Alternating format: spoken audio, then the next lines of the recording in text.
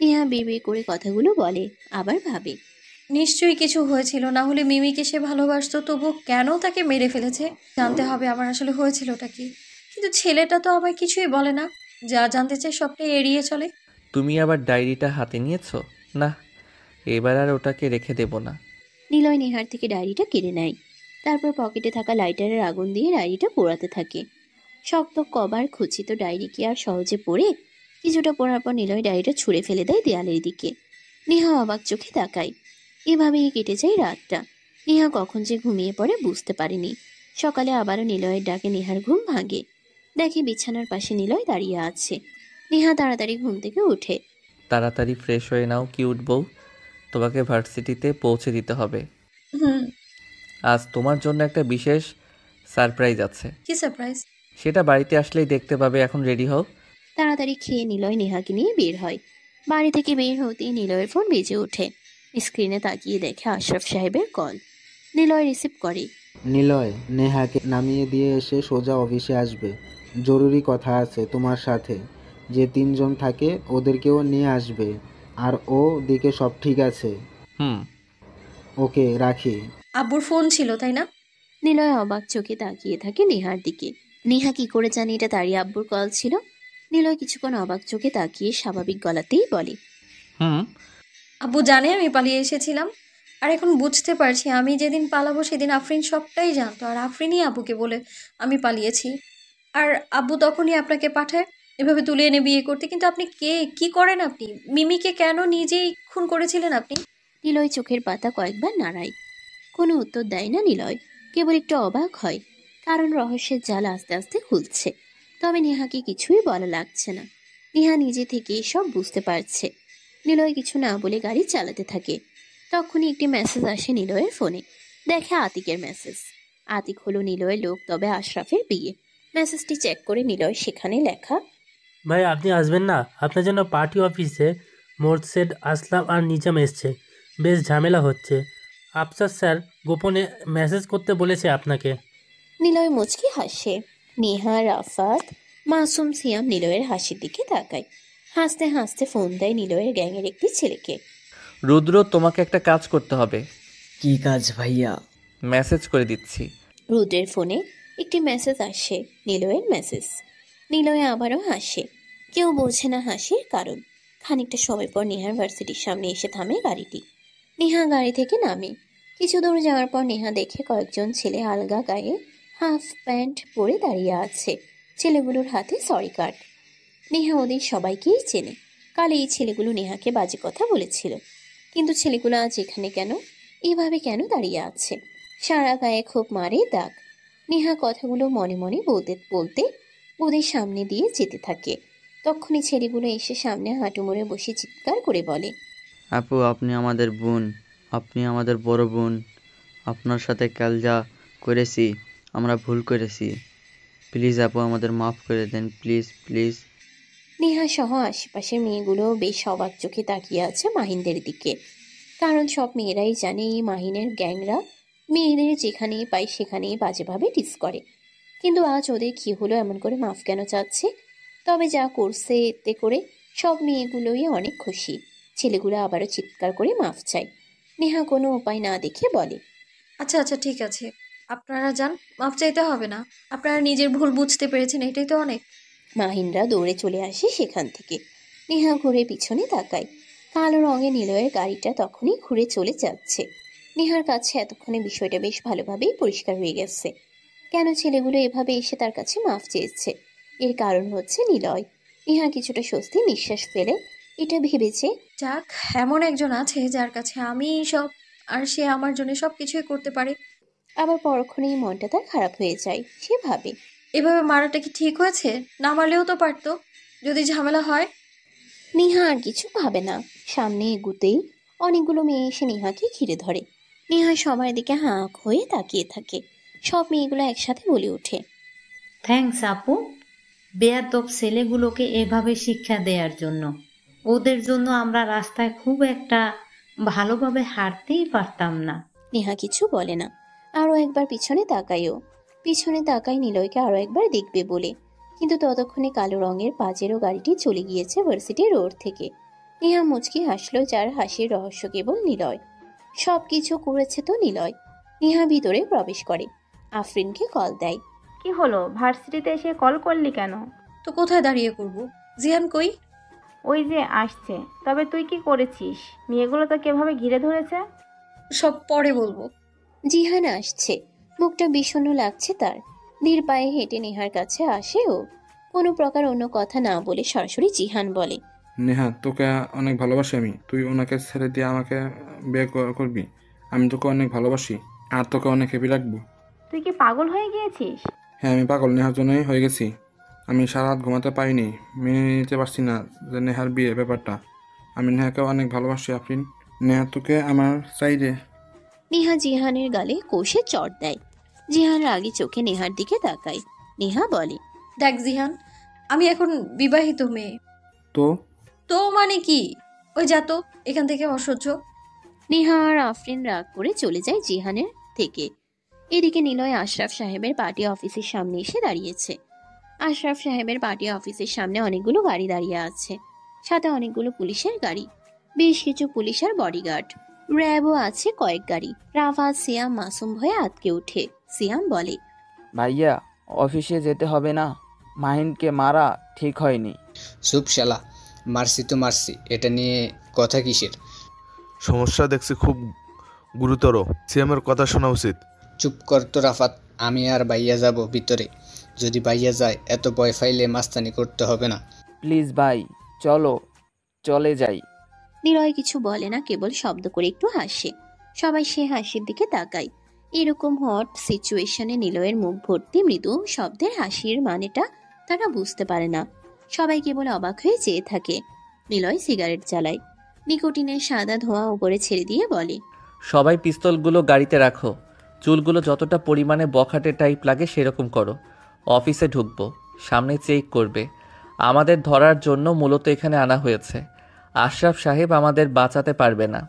তাহলে কেন যাচ্ছে আমরা নিজে থেকেই? মাস্তানি করতে। হি হি হি। নিলয় একটি হাসি দিয়ে গাড়ি থেকে নামে। পিছনে ওরা তিনজন নামে। নিলয় আগে হাঁটছে, বাকিরা নিলয়ের পিছনে আসছে। তিনজনের মুখে একটা মৃদু ভয়ের ছাপ, আর নিলয়ের মুখে হাসি, যেন কিছুই হবে না এমন একটা ভাব। অফিসে ঢুকতে যাবে তখনই তাদের দাঁড় করিয়ে চেক করে পুলিশ, কিন্তু কিছুই পায় না তাদের কাছে। আবার একটু এগিয়ে যায়, সেখানে র্যাবেরা চেক করে। আবার আগায়, শেষে নেতাদের বডিগার্ডরা চেক করে। তারপর ভিতরে প্রবেশ করে। দূর থেকেই দেখে আশরাফ সাহেবের মুখ, বেশ কড়াভাবেই চিন্তার ছাপ। আশরাফ সাহেবের সামনে বসে আছে মোরশেদ, আসলাম আর নিজাম, যারা খুব বড় মাপের নেতা। নিলয়কে দেখে আশরাফ সাহেব একটু স্বস্তির নিঃশ্বাস ফেললেও নিলয়কে যে ধরে নিয়ে যাবে এটা ভেবেই তিনি বেশ চিন্তিত। কিভাবে তাকে ছাড়াবে সে কখন থেকে ভাবছে আশরাফ সাহেব। নিলয় সোজা যে একটি চেয়ার টেনে বসে পায়ের উপর পা তুলে দেয়। সবাই তার দিকে বড় বড় চোখে তাকাচ্ছে। নিলয় পকেট থেকে একটি চুইংগাম বের করে চিবুতে থাকে। সবাই নিলয়ের অ্যাটিটিউড দেখে বেশ অবাক চোখে তাকিয়ে আছে। মোরশেদ সাহেব বলে, এই যে সেই বেয়াদবটা আমাকে তুলে এনেছিল, আমার ছেলেকেও মেরেছে। নিজাম ভাই, আমার ছেলেকে তো বেধড়কভাবে পিটিয়েছে। একে জারবের হাতে তুলে দিন। ভাই, আপনারা হয়তো ভুল। চুপ, তোমার জন্যই তো সে এত দূর থেকে এসেছে। তোমার নেতাগিরি বের করছি। তোমাকেও পুলিশে দেব আর ওকে সোজা জারবের হাতে তুলে দেব। গুলি খেয়ে রাস্তায় পড়ে থাকবে। শালা বেজন্ম একটা। নিলয় চুইংগাম চিবানো বন্ধ করে। বেজন্মা শব্দটা শোনা মাত্রই দৌড়ে এসে আসলামের গালে ঘুষি দেয়। সাথে সাথেই র্যাব আর পুলিশ এসে নিলয়কে ধরে ফেলে। নিজাম বলে, তুই তো আসলে বেয়াদব, কুত্তার বাচ্চা নাকি তুই? তোর মাঝে কোনো সম্মান নেই। তোকে যে কিভাবে মেরে রেখে দিব তুই নিজেও জানবি না। আশরাফ সাহেব মাথায় হাত দেয়। কি করবে সে ভেবে পাচ্ছে না, কোনো প্রকার কথা বলতে পারছে না। তখনই নিলয় সবাইকে অবাক করে দিয়ে উচ্চস্বরে হাসতে থাকে। সবাই নিলয়ের হাসির দিকে তাকায়। নিলয় বলে, আমাকে মারার আগে নিজেদের কথা ভাবুন। এখানে আসার আগে চারপাশে বোম ফিট করে এসেছি। আমি মরলে সবাইকেই নিয়ে মরব। অফিসার, একে নিয়ে এক্ষুনি বের হন এখান থেকে। চলুন চলুন, না হলে বোম খেয়ে মারাই যাব। 1 মিনিট, এখানে এসেছি আপনাদের কথায়, আর বের হবেন আমার কথায়। নিলয় পুলিশদের থেকে হাত ছাড়িয়ে নেয়। তারপর পকেট থেকে ফোন বের করে। রুদ্রকে ভিডিও কল দেয়। তারপর নিজামকে বলে দেখুন। নিজাম সহ সবাই ফোনের দিকে তাকিয়ে থাকে। দেখে নিজামের পরিবারের সবাই গাড়ি নিয়ে পিকনিকে যাচ্ছে, আর তার পিছনে পিস্তল নিয়ে যাচ্ছে একটি গাড়ি। নিজাম একবার ফোনের দিকে তাকায়, আবার নিলয়ের দিকে তাকায়। নিলয় হেসে দেয়। একে একে সবাই দেখে তাদের পরিবারের পিছনে নিলয়ের লোকেরা অস্ত্র নিয়ে পড়ে আছে। সবাই বোবা হয়ে যায় কিছু সময়। সিয়াম ডান হাতের আঙ্গুল দুটো মুখে পুরে দিয়ে জোরে শীষ বাজিয়ে ওঠে। এতক্ষণে তারা বুঝতে পেরেছে কেন নিলয় আসছিল। নিলয় আবারও চেয়ারে যেয়ে বসে। সবাই বিস্ময়কর চাহনি দিয়ে নিলয়কে দেখতে থাকে। নিলয় বলে, আমি যদি এখান থেকে না বের হই তবে কেউ বাঁচবে না। আমার সাথে আপনারা সহ আপনাদের পরিবারও শেষ হয়ে যাবে। আর আরেকটা কথা, আপনার সবারই গোপন একটা বিষয় আমার কাছে প্রমাণ হিসাবে আছে। যেমন মোর্শেদ হিরোইনের প্যাকেট নিয়ে খেলা করছে, আসলাম কোটি কোটি টাকা সরাচ্ছে তার ভিডিও, আর মিস্টার নিজাম আপনার আছে রোজ রাতে একটা করে মেয়ে আপনার পার্টি অফিসের পিছনে যে একতলা বাড়ি আছে সেই বাড়িতে যায় আর আসে, এবং সেই রুমের মধ্যে কি হয় তার ভিডিও সব কিছু ফাঁস করে দেয়। কি বলেন? কেউ কোনো কথা বলছে না। সবাই সামনে বসা হিরোদের মতো দেখতে মায়াবী মুখের ছেলেটার দিকে তাকিয়ে আছে। নিলয় চুইংগাম চিবাতে থাকে। আবার মোর্শেদ বলে, সরি নিলয়, নিজাম ভাই, একে ঘাটিয়ে লাভ নেই। যা হয়েছে প্লিজ বলে যান। আপনাদের ছেলে তো ভালো না। নিলয় যা করছে ঠিক কাজ করছে। আমার ছেলেও মাইন্ড মেরেছিল। চলুন চলে যাই। আর এক মিনিট, আশরাফ সাহেবকে এরপর ইলেকশনে বড় পদ দিতে হবে। প্রতিদ্বন্দ্বী হিসাবে কেউ দাঁড়াবে না ওনার বিরুদ্ধে, কথাটা যেন মনে থাকে। নিজাম আর আসলাম চলে যাওয়ার আগে নিলয়ের দিকে রাগি চোখে তাকায়। নিলয় হাসে, আর এক মুহূর্তও তারা না দাঁড়িয়ে চলে যায়। নিলয় বসা থেকে দাঁড়ায়, তারপর বলে, আজ রাতেই আত্মায়ের হাতে নিজাম আর আসলাম খুন হবে। ওদের চোখ দেখে বুঝেছি ওরা নেহাকে কিছু একটা করবে আর আমার পিছনে পড়ে থাকবে। আশরাফ সাহেব কিছু বলে না, তবে আশরাফ সাহেব এসে নিলয়কে জড়িয়ে ধরে। নিলয় ফোন বের করে রুদ্রকে বলে, সব ঠিক আছে, চলে আসো আর নিজাম এবং আসলামের উপর নজর রাখো। আশরাফ বলে, সত্যি কি বোম লাগিয়ে এসেছো? আরে ধুর, ওটা তো মিথ্যে কথা, তবে বাকি কথাগুলো সত্য। নিলয়, আজ তুমি কি চাও? আপনি কি চান? আমার কিছু লাগবে না, কেবল রাতে আপনার আসতে হবে আমার বাড়িতে, বাকিটা ফোনে বলবো। নিলয় আশরাফ সাহেবের পার্টি অফিস থেকে বের হয়। আশরাফ সাহেব বেশ চিন্তায় আছে, কারণ সে জানে আজ রাতে নিলয় নিজাম আর আসলামকে মেরে ফেলবে। তবে প্রমাণের অভাবে নিলয়কে কেউ কিছুই করতে পারবে না। কেবল সন্দেহের বশে পুলিশ ধরতে আসবে, কিন্তু নিলয়ের কিছুই করতে পারবে না। পুলিশকে সে নিজেই সামলাতে পারবে। নেহা ঘরে বসে বই পড়ছে বললে ভুল হবে। সে নিলয়ের কথা বেশ কিছুক্ষণ ধরে ভাবছে।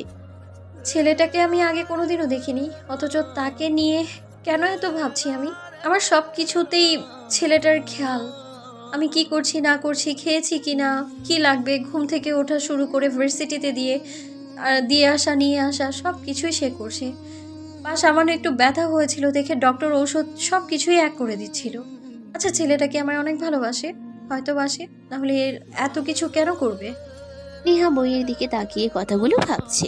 তখনই নিলয়ের ডাক শুনতে পাই নেহা। নেহা, নেহা, কি ভাবছো? কিছু না। আমার কিউট বউটা এত ভাবুক কেন গো? বলো না কি ভাবছিলে? কিছু না। ওকে, নিচে চলো, তোমার জন্য একটা সারপ্রাইজ আছে, সেটা দেখবে। চলো। ঠিক আছে, চলুন। এক মিনিট, তোমার চোখ বেঁধে নেই। নিলয় নেহার চোখ বেঁধে দেয়। তারপর নেহাকে অবাক করে দিয়ে নিলয় নেহাকে কোলে তুলে নিয়ে নিচে যায়। কোল থেকে নামিয়ে চোখের বাঁধন খুলতেই দেখে সোফাতে বসে আছে দুজন বৃদ্ধ ও বৃদ্ধা। নেহা তাদের দুজনকে বেশ ভালো করেই চেনে। নেহার নানু ও নানি। নেহা একটা চিৎকার দিয়ে উঠে খুশিতে দৌড়ে যায় তাদের কাছে। খুশিতে তাদের জড়িয়ে ধরে নেহা। কান্না করতে করতে বলে, তোমরা এখানে? আমাদের বাড়িতে আমরা থাকবো না তো কে থাকবে পাগলি? তোমাদের বাড়ি মানে? এটা তো ওনার বাড়ি। ধুর পাগলি, এটা আমাদের বাড়ি, নিলয়েরও বাড়ি। মানে? মানেটা হলো তোমার মা আর আমার মা দুজনেই চাচাতো বোন। তুমি আমার সম্পর্কে কাজিন, বুঝলে? নেহা কিছুক্ষণ বিস্ময় নিয়ে চেয়ে থাকে নিলয়ের দিকে। কি বলবে নেহা খুঁজে পাচ্ছে না। নেহার কাছে সবটা খোলাসা হতে থাকে। নেহা এখন কিছু বলে না। নিলয়ের দিকে হাবার মতো চেয়ে থাকে, আবার নানু নানিদের সাথে আড্ডাতে যোগ দেয়। তারপর রাত তখন 10টা বাজে। নেহা ব্যালকনিতে দাঁড়িয়ে হালকা শীতের বাতাস নিজের গায়ে লাগাচ্ছে। এক দৃষ্টিতে চেয়ে আছে বাইরে। নিলয় একটি লাল রঙের চাদর নেয়, পিছন থেকে নেহাকে তা জড়িয়ে দেয়। নেহা কিছুক্ষণ তাকিয়ে থাকে নিলয়ের দিকে। নিলয় নেহার চাহনি আজ বুঝতে পারছে না। নিলয় নীরবতা ভেঙে বলে, ঠান্ডা পড়ছে, তোমার শীত লাগবে বলে চাদরটা এনে দিলাম। নেহা চুপ হয়ে দাঁড়িয়ে থাকে। নিলয় নেহার হাত ধরে। নেহা আজ প্রথম কেমন যেন একটু কেঁপে ওঠে। এর আগে নিলয় তাকে স্পর্শ করলেও আজকের অনুভূতির স্পর্শটা নেহার কাছে অচেনা। নেহা তখনই বলে, আপনি আগে থেকেই আমার চিনতেন তাই না? আমি তোমাকে আগে থেকেই চিনি এবং জানতাম। তাহলে আমায় কেন কিছু বললেন না? তুমি কখনো জিজ্ঞেস করছিলা? না। তাহলে আমি কেন বলবো? মন খারাপ করে নেহা আবারও চুপ হয়ে যায়। তবে নেহার আজ মনে মনে অনেক খুশি লাগছে। নানা নানুকে হুট করে এভাবে দেখতে পাবে সে আশা করেনি। নেহা প্রতিদিন তার আম্মুকে কান্না করতে দেখতো নানা নানুর জন্য। আজ আম্মু থাকলে অনেক খুশি হতেন। আম্মু কেন আমায় রেখে চলে গেল? তুমি থাকলে আজ আমি জানি তুমি সবচেয়ে বেশি খুশি হতে। আচ্ছা, উনি আমায় কেন বিয়ে করলো? শুধুই কি নানা নানুর কাছে ফিরিয়ে দেওয়ার জন্য, নাকি অন্য কিছু? নেহা একা একাই এসব ভাবছে। নেহা কান্না করছে। আব্বু আর আম্মুর কথা মনে পড়তেই কেমন যেন তার কান্না পাচ্ছে। নেহা ছোট থেকেই দেখে আসছে নেহার আম্মু নাবিলা ইমরোজ কখনো তার বাপের বাড়ি যাননি। একদিন নেহা বার্ষিক ছুটি পায় স্কুল থেকে। সেদিন নেহা নানুর বাড়ি যাওয়ার জন্য অনেক বায়না করে, কিন্তু নাবিলা ইমরোজ নেহাকে কোনোভাবেই যেতে দেয় না। নেহা বলে, আমাকে কেন তুমি আটকাও নানু বাড়ি যেতে? তোর আব্বু বকবে রে মা। কেন আম্মু? আব্বু কেন বকবে? আসলে তোর আব্বু আর আমি একে অন্যকে ছোট থেকেই ভালোবাসতাম। যখন বড় হলাম আমাদের বাড়িতে তোর আব্বু আমাকে বিয়ের জন্য কথা বলতে চাই, কিন্তু তোর নানু অপমান করে তোর আব্বুদের বের করে দিয়েছিল। কারণ তোর আব্বুর পরিবার তখন রাজনীতি করত, তাই তোর নানুরা মেনে নেয়নি।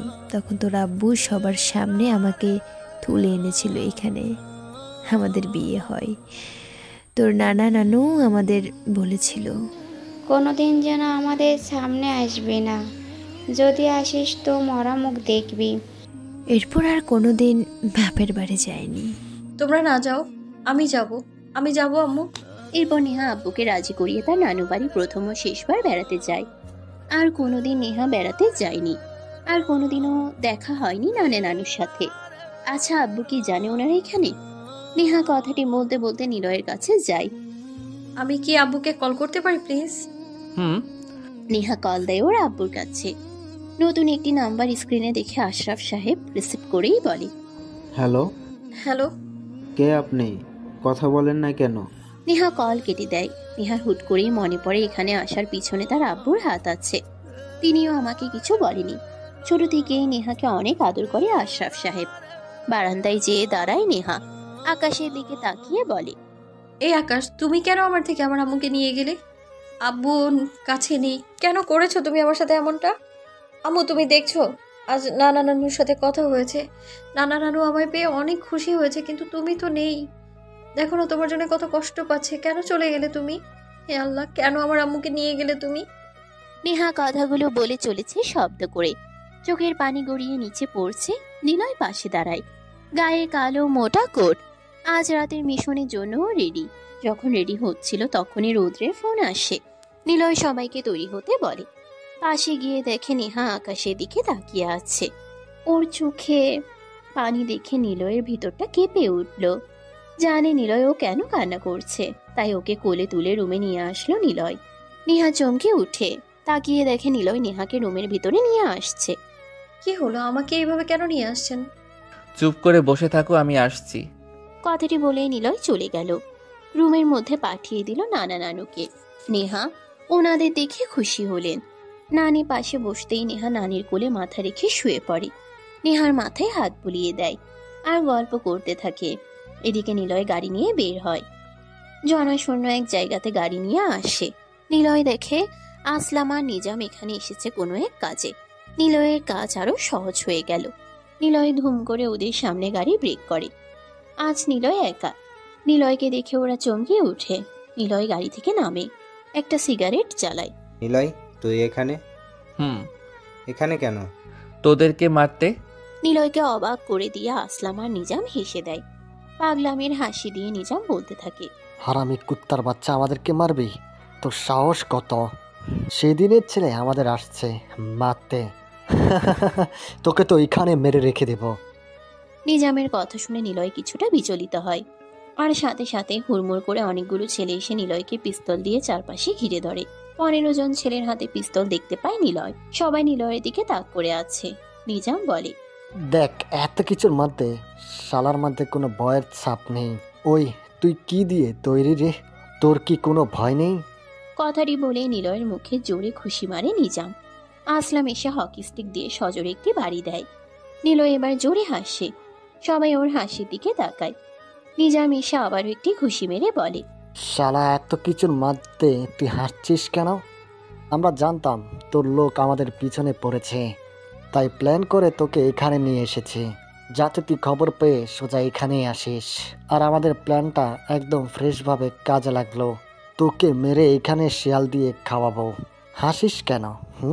ভাই মনে হয় পাগল হয়ে গেছে। চুপ, পাগল আমি না, তোরা হয়েছিস, দেখবি। নিলয়ের কথা শুনে সবাই হা হয়ে তাকিয়ে থাকে। কি বলবে তারা খুঁজে পাচ্ছে না। 15টা পিস্তলের সামনে দাঁড়িয়েও কেউ এভাবে কথা বলে নিজামের জানা ছিল না। নিজাম ঘাবড়ে যায়। তখনই নিজাম বলে, শালাকে মেরে ফেল, সবকটা গুলি যেন বাইরে না যায়। সব গুলি ওর বডিতে জমা থাকে। ফায়ার! গুলির শব্দ শোনা যায়। নরম দেহ মাটিতে লুটিয়ে পড়ে। একটি উচ্চ হাসির শব্দ শোনা যায় ফায়ারিং এর গুলির শব্দ ভেদ করে। একটু পরপর নিস্তেজ হয়ে যায়। পরিবেশটা একদম শান্ত হয়। চারিদিকে রক্তের লাল তাজা স্রোত বইতে থাকে।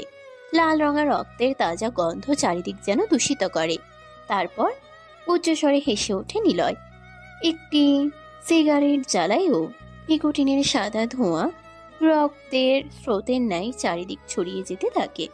কেবল পার্থক্য, রক্ত পতিত হচ্ছে নির্বিশালার নিস্তিনে, আর ধোঁয়া ঘূর্ণিমান হচ্ছে উচ্চতরের উচ্ছ্বাসিতে। নিলয় মৃত বডিতে লাথি মারল কয়েকবার। তারপর গাড়ির সামনে যেয়ে বসে পায়ের উপর পা তুলে দেয়। একে একে সবাই নিলয়কে ঘিরে দাঁড়ায়। তবে নিজামের লোক না, এরা সবাই নিলয়ের লোক। নিলয় আবার একটি সিগারেট জ্বালায়। গুলির শব্দ হয়েছিল সত্য, তবে নিলয় মরেনি। স্নাইপারের করা অভিমুক্তে সবাই আটকা পড়ে। নিলয়ের লোক নিজামদের চারপাশ ঘিরে ধরে দূরে বসেই। নিজামরা তার কিছুই বুঝতে পারেনি। যখনই নিজাম ফায়ার বলে তখনই সবাই নিজ নিজ টার্গেটে গুলি চালায়, আর নিজাম সহ বাকিরা সবাই সেখানেই মরে পড়ে থাকে। নিলয় এবার হাসতে হাসতে বলে, শালা আমাকে মারবি? এমন কোনো মাস্তান হয়নি যে আমাকে মারবে। এমন কোনো পুলিশ নেই আমাকে ধরবে। তোদের বডি তো শিয়ালেই খাবে। ভাইয়া, যদি পুলিশ খোঁজে? ওয়েট, তোরা যা। রুদ্র, তুমি এখানেই থাকো, আমি দূরে থাকছি। ফোন বের করে পুলিশকে কল দাও। তখনই রুদ্র ফোন বের করে। তারপর পুলিশকে কল করে বলে, স্যার, আমি রুদ্র বলছি, এখানে খুন হয়েছে। কিছু সময় পর পুলিশ আসে। রুদ্র সেখানেই দাঁড়িয়ে থাকে। মাস্ক পরা নিলয়ের লোক আর সাধারণ নিলয় আর মাস্ক পরা নিলয়ের লোকের মধ্যে পার্থক্য অনেক। পুলিশ এসে জিজ্ঞাসা করতেই রুদ্র বলে, আমি রাস্তায় দিয়ে যাচ্ছিলাম, এই যে বাকি লোক পড়ে আছে, তারা দুইজনকে পিস্তল দিয়ে গুলি করে। তারপর একটা বাইক এসে আবার এদেরকে মেরে দিয়ে চলে যায়। আমার মনে হয় স্যার, যারা বাইক ছিল তারা এই দুইজনের লোক হবে। তাদেরকে চিনি না আমি স্যার। এখানে এসে আপনাদের ফোন দিই। কথাটি বলে রুদ্র চলে যায়। নিলয় দূরেই ছিল আড়ালে। নিলয় হাসে, কারণ নিলয় জানে এরকম কেস বেশি দূর যাবে না। কয়েকদিন ইনভেস্টিগেশন হবে, তারপর আশরাফ সাহেব সামলে নেবে। পুলিশরা চলে যায়। নিলয় আবারও সেখানে আসে। কয়েক মুহূর্ত সেখানে দাঁড়িয়ে থেকে গাড়িতে উঠতে যাবে, তখনই দূরের একটি গাছের আড়ালে কাকে যেন দেখতে পায় নিলয়। নিলয় ধীরে ধীরে সেদিকে যেতে থাকে, আর সে অচেনা কেউ ততই জোরে হাঁটতে থাকে। নিলয় বুঝতে পারে এটি একটি মেয়ে। দূর থেকেই সব দেখেছে। নিলয় পিছনে যায়, কিন্তু ঘন জঙ্গলের কারণে মেয়েটি হারিয়ে যায়। নিলয় কিছু সময় চিন্তা করে, তারপর চলে আসে গাড়ির কাছে। নিলয়ের এখানে আসার শুরু থেকে আগন্তুক মেয়েটি ছিল। সে নিলয়ের সবকিছু রেকর্ড করেছে। কিন্তু কি হবে সেই মেয়েটি? নিলয় এসব ভাবতে ভাবতে বাড়িতে আসে। সকালে ঘুম থেকে উঠে নেহা দেখে নিলয় ফ্লোরে ঘুমোচ্ছে, মুখে মারের চিহ্ন। যেন মনে হচ্ছে কে যেন খুব জোরে কয়েকবার ঘুষি মেরেছে নিলয়কে। নেহা তাকে ডাক দেয়, এই যে শুনছেন, এই যে বলো। কি হয়েছে আপনার? কই? মুখে মারের দাগ। নিলয় চমকে উঠে। রাতে ভয় পেয়ে নিলয় ডক্টরের কাছে যায়নি। মনে পড়ে যায় রাতের ঘটনা। একটা অচেনা মেয়ে আমার সবকিছুই ফলো করছে। কি হবে? তার কাছে আমার রাতে নিজামার আসলামের খুনের প্রমাণ আছে। সে সব দেখেছে। আচ্ছা, সে যদি সব বলে দেয় কি হবে মেয়েটি? নিলয় কিছু সময় ঘুমের ঘোরে এসব কথা ভাবতে থাকে। কি হলো বলুন? না কিছু না, ওই আমরা সবাই মিলে কাল রাতে একটু মজা করছিলাম, তাই হয়তো লেগে গিয়েছে। নেহা বুঝতে পেরেছে নিলয় তাকে স্পষ্ট মিথ্যা বলেছে, কিন্তু নিলয় তা এড়িয়ে যাচ্ছে দেখে নেহা আর কিছু বলে না। সকালে নাস্তা করে বাড়ি শুদ্ধ লোক নেহার মায়ের কবরের কাছে গেল। নেহা কিছু সময় মায়ের কবরের সামনে দাঁড়িয়ে থেকে খেয়াল করে নানা তেমন একটা কান্না না করলেও অনেক কষ্ট পাচ্ছে। আসলে পুরুষ মানুষ এমনই হয়, তাদের বুক ফেটে যায় কিন্তু মুখে কিছু প্রকাশ করতে পারে না। তবে নেহা আজ আর কান্না করেনি, কিন্তু নানু কান্না করছে খুব। নানুর কান্না দেখে নেহার কান্না বন্ধ হয়ে যায়। একটা মায়ের কাছে তার সন্তান না থাকার কষ্টটা শুধু একজন মায়েই বলতে পারবে।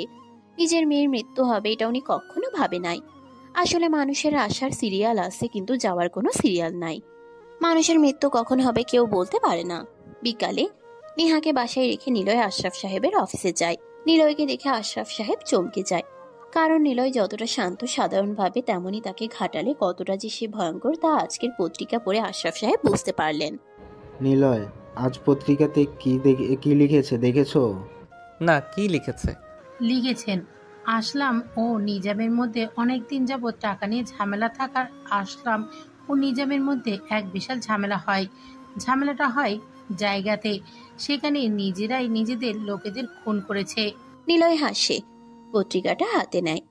প্রথম আলোর প্রথম পেজে কাল রাতের খুনের ঘটনা বর্ণনা করা। প্রতিবেদন করেছে শুভ নামের একটি ছেলে। নিলয় ওকে কল দেয়। গুড, সময় মতো পারিশ্রমিক পেয়ে যাবে। নিলয় ফোন কেটে দেয়। আপাতত খুনের বিষয়টা নিলয় চাপা দিয়েছে। নিলয় অফিস থেকে বের হয়। নিলয়ের মুখে মারের দাগ দেখে সবাই অনেক প্রশ্ন করে, কিন্তু নিলয় তা এড়িয়ে গেছে। নিলয় গাড়ির কাছে আসতেই চমকে যায়। নিলয়ের সিটে কিছু একটা দেখতে পেল।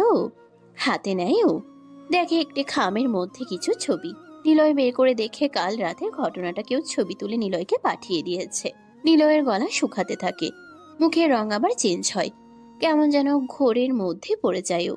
মাসুমকে কল দিয়ে সবটা বলে, আর এটাই বলে জলদি খোঁজ নিয়ে কে হতে পারে। তারপর গাড়ি চালিয়ে বাড়িতে আসে। বিকাল গড়িয়ে রাত হয়। নেহা বই পড়ছে, সাথে নানু আর নানি বসে আছে। নেহা বই পড়ছে আর মাঝে মধ্যে নানু নানাদের খুনসুটি দেখছে ও। কিছু সময় পর নেহা শুনতে পায় নিলয় তাকে ডাকছে।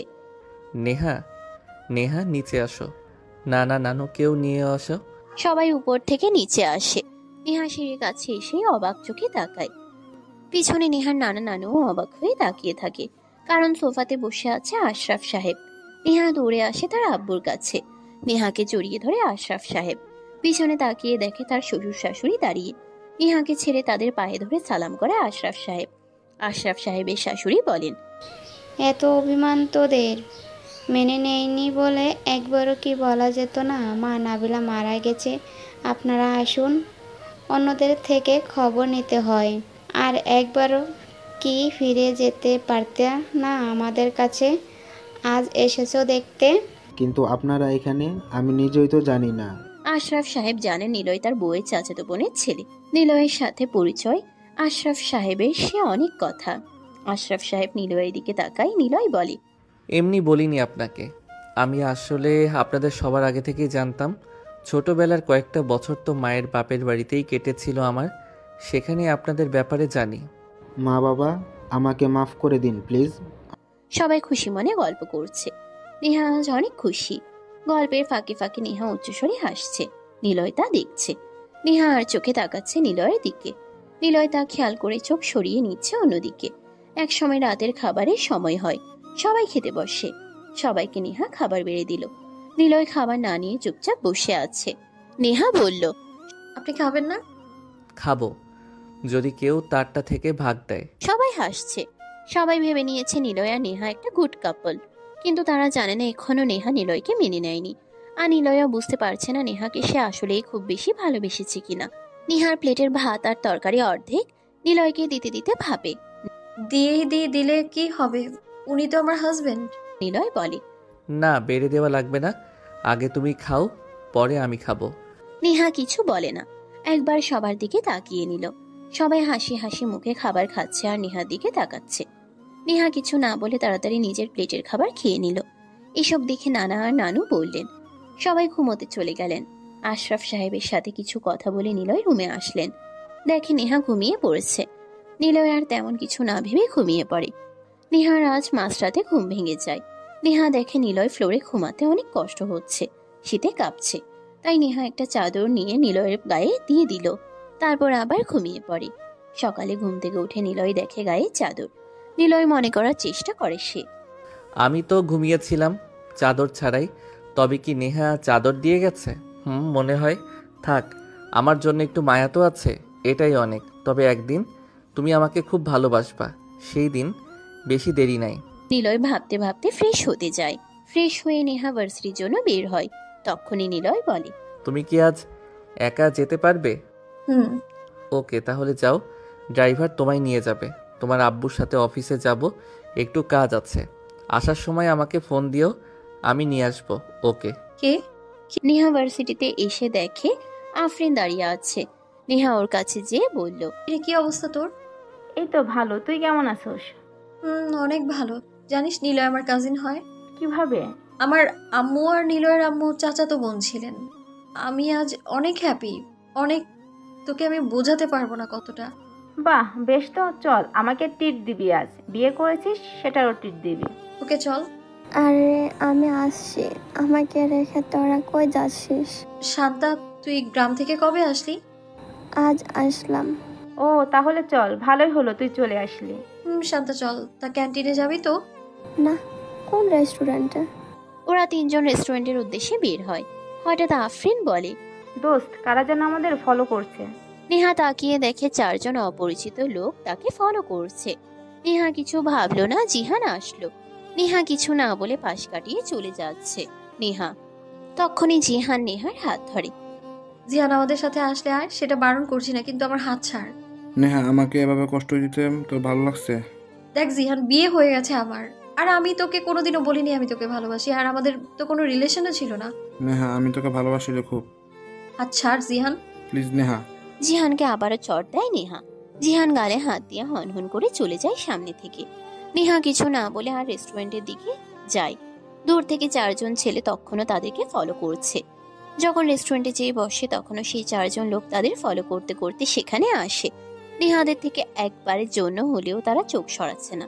কি তারা, কি বা চাই তারা? এদিকে নিলয় ভাবছে, কে ওই মেয়ে, কি চাই তার কাছে, কেনই বা সবকিছু রেকর্ড করেছে আগন্তুক মেয়েটি। তারপর রেস্টুরেন্ট থেকে বের হয় নিহারা। তারপর আবার ভার্সিটি দিকে আসে। তখনও খেয়াল করে নেহা তিনজন অপরিচিত ছেলে তাদেরকে ফলো করছে। তাড়াতাড়ি ভার্সিটির মধ্যে প্রবেশ করে। তখন সেই ছেলেগুলো বাইরে দাঁড়িয়ে থাকে।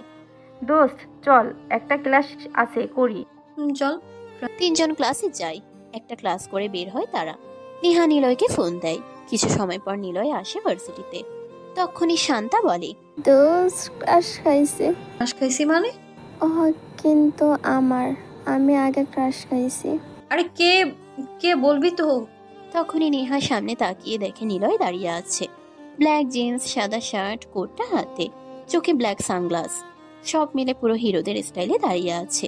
নেহা আশেপাশে তাকিয়ে দেখে সব মেয়েরা হাঁ করে তাকিয়ে আছে নিলয়ের দিকে। এটা দেখে নেহার মেজাজ গরম হয়ে গেল। রাগী মুখে বিড়বিড় করে বলল, কে বলেছে এখানে এত ঢং করে আসতে? কিরে নেহা, কোথায় হারিয়ে গেলি তুই হঠাৎ শান্তার কথায়? কিছু না, বল। দোস্ত ওইটার দিকে তাকাস না, ওইটা আমার ক্রাশ। তোরা দোলাবে লাগে। ইস কি হ্যান্ডসাম। নোহা, নজর দিস না। শান্তা থাপ্পড় দিব তোকে। আরে তোরা থাম, কি শুরু করলি বলতো? আর শান্তা, না জেনে শুনে কিসের এত ক্রাশ তোর? দোস্ত এটাই শেষ ক্রাশ, আর কাউকে লাগবে না। নেহার আগে চোখ মুখ লাল করে ফেলেছে। কিন্তু কেন সে রেগে যাচ্ছে? তবে কি নিলয়কে সে চায়? তবে কি নিলয়কে সে ভালোবাসতে শুরু করেছে? নেহা এসব ভাবছে না, কেবল ভাবছে এই শান্তাকে কে গুলি করে মারবো। এমন সময় নিলয় হাত নাড়িয়ে হাই বলল। তখনই শান্তা হাসি মুখে বলল, দোস্ত দেখ, আমাকে হাই বলছে। এটা তোকে না, নেহাকে বলছে। আফরিন, তুই সবসময় নোহার পক্ষে কথা বলিস কেন? এটা আমাকে বলছে। হ তোকেই বলছে, তুই তো ওনার বিয়ে করা বউ। মানে আমি রেগে যাচ্ছিস কেন? মনে হয় ওইটা তোর হাজব্যান্ড। নিলয় অনেকক্ষণ হলো হাই দিয়ে দাঁড়িয়ে আছে, কিন্তু নেহার কোনো প্রকার সাড়াই পেল না। কিছুটা বিচলিত হলেও সে দেখছে নেহা অনেকক্ষণ ধরে ওর ফ্রেন্ডদের সাথে কিছু নিয়ে তর্কাতর্কি করছে। তাই নিলয় এবার ওদের সামনে যেতে থাকে। কি ব্যাপার নুহা, এমন হট মেজাজে আছিস তোরা? আফরিন, ওকে কিছু বল, না হলে কিন্তু আমি ভুলে যাব আমার ফ্রেন্ড। ওকে আমি দেখছি। শান্তা শোন। চুপ কর আফু, আমার কাজ এদিকে আসছে। সবাই নিলয়ের দিকে হা করে তাকিয়ে আছে। নিলয় আশেপাশে তাকিয়ে দেখে অনেক মেয়ে আজ নিলয়ের দিকে বেশ কিছু সময় ধরে তাকাচ্ছে। তাই নিলয় আরেকটু স্টাইলে হাঁটতে হাঁটতে নেহাদের দিকে আসলো। নেহার সামনে দাঁড়িয়ে বলল, কি হলো নেহা, এতক্ষণ ধরে এখানে দাঁড়িয়ে আছো কেন? আর কি হয়েছে? মুখ ফুলিয়ে রাখছো কেন? কি হয়েছে আফরিন? নেহার এমন অবস্থা কেন? আসলে ভাইয়া তেমন কিছু না। ওকে চলো নেহা, তোমার জন্য 1 ঘন্টা ধরে বসে আছি। আপনাকে কে বলেছে বসে থাকতে? মানে কি, আমার বউয়ের জন্য এইটুকু করব না? তোমার জন্য সারা জীবন বসে থাকতে হলে থাকবো, প্রবলেম আছে? ঠিক বললাম তো আফরিন? জি ভাইয়া, একদম ঠিক। তারপর বলো, ওকে তো চিনলাম না। নিলয়ের কথা শুনে শান্তা হা হয়ে তাকিয়েছিল। শান্তা কেবল ভাবছে এটা কি হলো। নিলয় শান্তার দিকে তাকিয়ে কথাটি বলল। নেহার সাথে সাথেই জবাব দিল, ও আমার ফ্রেন্ড শান্তা। আর শান্তা আমার হাজবেন্ড নিলয় হাসান, তোর দুলা ভাই। হ্যালো শান্তা, কেমন আছো? জি ভাইয়া, আলহামদুলিল্লাহ ভালো। আপনি? আমিও ভালো আছি। ওকে ভাই, আমাদের যেতে হবে। নেহা চলো। আপনি যান, গাড়ি ঘোড়ান, আমি আসছি। ওকে। নিলয় চলে গেল। যাওয়ার সময় আবারও মেয়েদের জন্য স্টাইল মেরে হাঁটতে লাগলো। নেহা এটা দেখে মনে মনে বলল, আপনার স্টাইল বের করছি আমি, দাঁড়ান। নিলয় ভার্সিটির গেটের কাছে গাড়ি নিয়ে দাঁড়ায়। নেহা তখন শান্তার দিকে তাকিয়ে বলল, কিরে শাকচুনি, বলেছিলাম না ওর দিকে তাকাস না? কি জানি বলেছিলি? ও হ্যাঁ, এটা আমার হাজবেন্ড নাকি? এটা আমার হাজবেন্ড, এটার দিকে তাকাবি না একদম। আসি। আর শোন, তুই তো ভালো করেই জানিস আমি নিজের জিনিস কারোর সাথে শেয়ার করি না। এটা তো আমার হাজবেন্ডই, সুতরাং শেয়ার করার তো কোনো মানেই হয় না। নেহা কথাগুলো বলেই হাঁটা শুরু করলো। শান্তা হা হয়ে তাকিয়ে আছে। আসলে ও বুঝতে পারেনি নেহা রেগে যাবে, আর এটা যে নেহার হাজবেন্ড। জানলে এভাবে কখনো বলতো না। আফরিন, বল। নুহার বিয়ে হচ্ছে কবে? কিছুদিন আগে। তুই তো গ্রামের বাড়িতে ছিলি। আমাকে দাওয়াতও দিল না। আরে আমাকেও তো দেয়নি। মানে? ওরা পালিয়ে বিয়ে করেছে। কি? নুহা প্রেম করত আর আমি জানতাম না? আরে ব্যাপারটা এটা না, কাহিনী অন্য, পরে বলবো, এখন চল। না, তুই এখন বল। ওকে, আগে বল, আজ তুই কিসের ট্রিট নিলি নেহার থেকে? জানি না তো, ট্রিট দিছে তাই নিচ্ছি। আল্লাহ, দড়ি ফালাও। তাহলে শোন, নিলয় ভাইয়া নেহাকে তুলে নিয়ে বিয়ে করেছে। কি বলিস? আমি এত বড় জায়গাটা খাইলাম, ক্রাশ আমার বিয়ে করে ফেললো। চল যাওয়া যাক। চল। নেহা ভার্সিটির সামনে এসে নিলয়ের গাড়িতে উঠে হুট করে সামনে চোখ যায় তার। দেখে সেই 4 জন ছেলে নেহার দিকে এক আলাদা দৃষ্টিতে তাকাচ্ছে। নেহা তাকাতেই ছেলেগুলো একবার নিলয়ের দিকে তাকালো, তারপরে সাথে সাথে এক গলির মধ্যে চলে গেল। নেহা কেবল হাবার মতো চেয়েছে বিষয়টা খেয়াল করেছে, কিন্তু এসবের কি মানে নেহা একদমই বুঝতে পারলো না। একবার ভাবলো নিলয়কে সে সবটা বলবে ছেলেগুলোর ব্যাপারে, কিন্তু তখনই একটা জমা রাগ এসে নেহার মনকে নাড়িয়ে দিয়ে চুপ করিয়ে দিয়ে চলে গেল। নিলয় নেহার দিকে তাকায়। নেহার চোখে মুখে তখনও রাগের স্পষ্টতা সে খেয়াল করেছে, কিন্তু কেন সে রেগে আছে ভাবতে ভাবতে নিলয় গাড়ি চালাতে থাকে। তখনই নিলয়ের ফোন বেজে ওঠে। আনো নাম্বার। হ্যালো। সময় থাকতে নিজেকে চতুরতার গভীরতা থেকে বের করে দাও, পরে না হলে পস্তাবে। লাইনটা কেটে গেল। কেমন একটা বিদঘুটে টাইপ কণ্ঠ কলারের। ঠিক ছেলে না মেয়ে নিলয় বুঝতে পারল না। হঠাৎ করেই কেমন যেন অস্বস্তি বোধ করতে লাগলো নিলয়। তবে সেটাকে প্রাধান্য দেওয়া যাবে না, কারণ নেহা রেগে আছে। তাই নিলয় নেহাকে নিয়ে সোজা নদীর পাড়ে চলে আসে।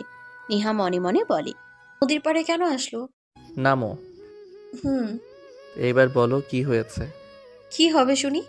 এত ঢং করে ভার্সিটিতে যাওয়ার কি আছে? মানে বোঝেন না কি বলি? মেয়েরা কিভাবে তাকিয়েছিল দেখেছিলেন? আবার স্টাইল দেয়া হচ্ছিল, আর লুচু মেয়েগুলো মনে হয় চোখ দিয়ে গিলে খেয়ে ফেলবে এমন একটা ভাব। কখনো ছেলেই দেখেনি নাকি তারা? হাসবেন না, আপনার এমন হি হি হাসি আমার একদম সহ্য হয় না। ওকে, হাসবো না। তবে তার আগে বলো তুমি কি জেলাস ফিল করছো? দেখেন, আমি এত কথা বুঝি না।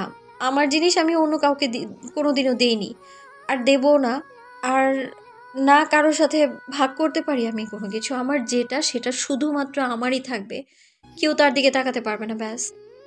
নেহা প্রচন্ড রেগে কথাটি বলল। নিলয় নেহার দিকে তাকিয়ে মুচকি হাসছে। নেহা আরো রেগে নিলয়ের দিকে একবার তাকাচ্ছে, আর একবার নদীর পানির দিকে তাকাচ্ছে। নিলয় শান্ত গলাতে বলল, ওকে, তুমি শান্ত হও। কি হয়েছে আমাকে বলো। আবার জিজ্ঞেস করে কি হয়েছে? এই তুমি এত ঢং করে ভার্সিটিতে যে দাঁড়িয়েছিলে কেন সেটা বলো। ওই শান্তা পেতনিটা বলে তুমি নাকি আমার দুলাভাই হবে। কেন গো, তোমার এত ঢং কোথা থেকে আসে? নিলয় নেহার থেকে তুমি শুনে একদম চুপ হয়ে গেল। নিলয় কি বলবে খুঁজে পাচ্ছে না। এই প্রথম নেহা ওকে তুমি করে বলল। আচ্ছা, নেহা কি জানে সে আমাকে তুমি করে বলেছে? নিলয় কথাটা মনে মনে বলল। নেহার দিকে তাকিয়ে নিলয় বলে, নেহা রিল্যাক্স, আমি শুধু তোমার বললাম তো, অন্য কারো না।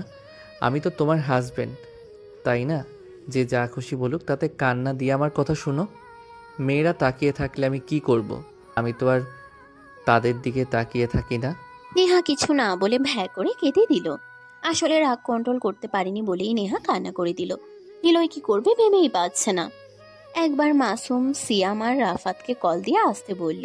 তারপর আবার কল দিয়ে তাদের মানা করে দিল। নিলয় কিছু সময় চুপ থেকে বলল, নেহা প্লিজ চুপ করো, চুপ। নিলয় ধমক দিয়ে ওঠে। নেহা চুপ হয়ে নিলয়ের দিকে তাকায়। নিলয় তাকাতেই নেহা আবারও জোরে কান্না করে ওঠে। নেহার দিকে তাকিয়ে নিলয় জোরেই বলে ফেলল, আল্লাহ আমাকে রক্ষা করো, কার পাল্লাই পড়লাম আমি। নিলয় কথাটা বলে আশেপাশে তাকায়, আবার নেহার দিকে তাকায়। নেহা নিলয়ের দিকে তাকিয়েই কান্না করছে জোরে জোরে। নিলয় আর কোনো উপায় না পেয়ে নেহাকে জড়িয়ে ধরে। নেহা নিলয়কে শক্ত করে জড়িয়ে ধরে আছে। অবাক করা বিষয়, নেহার তখনই কান্না থেমে যায়। নিলয় নিজেকে ছাড়াতে যাবে, কিন্তু নেহা তাকে আরো শক্ত করে জড়িয়ে ধরে আছে।